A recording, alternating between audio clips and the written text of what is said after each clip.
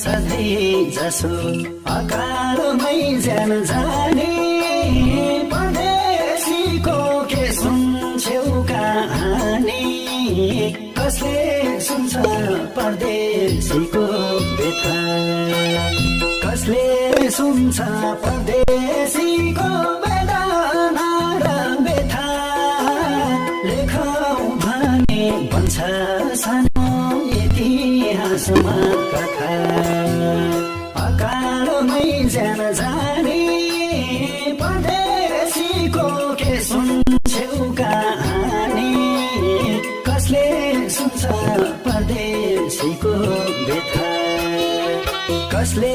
सुन्छ परदेशीको वेदना र व्यथा लेखौ भने भन्छ सानो इतिहासमा कथा लेखौ भने भन्छ सानो इतिहासमा कथा